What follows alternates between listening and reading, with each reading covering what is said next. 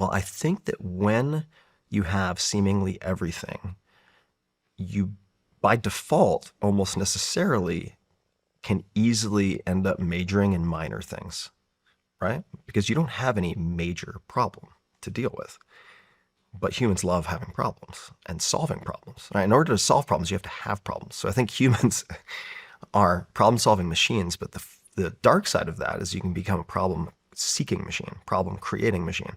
So these small things take on the proportion of something big, right? It's kind of like, I'm sure a lot of people have had the experience where it's just like, there's some old cat lady in the neighborhood who's part of the HOA, and man, is she just a pain in the balls. Like she's just like okay, so-and-so didn't put out the recycling bin. So-and-so didn't whatever.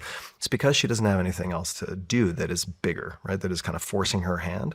So if you're really way up on Maslow's hierarchy of needs, I think it's easy to become more sensitive to slight turbulence in life, which is also part of the reason for practicing not just minimalism, not just necessarily poverty, but like subjecting yourself to shared privation, right?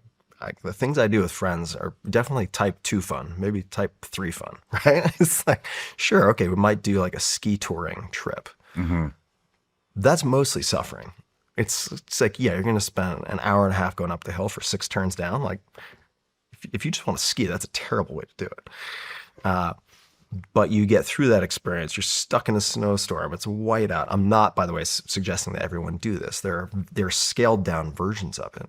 But It creates a bond, it creates a right? bond. It creates a bond because you have overcome some type of adversity. Exactly. So in a world or in an environment that doesn't offer you those things, and by the way, there are lots of reasons why you would want a more comfortable experience. I'm not saying go move to Sierra Leone, right?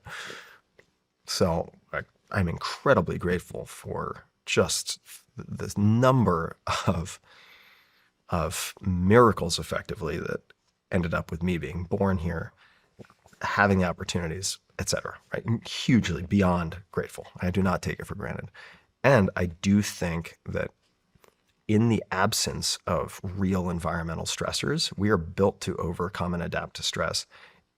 And there's a book called The Comfort Crisis, I believe, that really delves into this. But it's like, there is a great argument to be made for engineering certain stress into your life, including physical stress. And I think veterans are amazing at that. yeah, yeah, I'm amazing at that. So, yeah.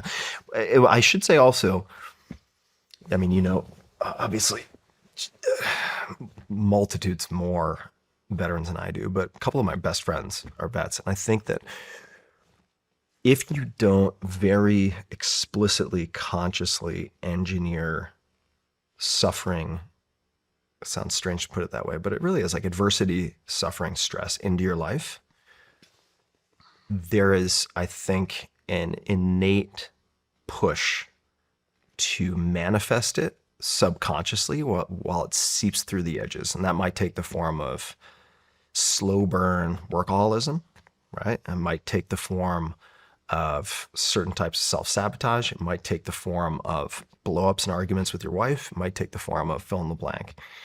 And I have just found it so incredibly, and I've seen this too in a lot of my listeners and readers over decades.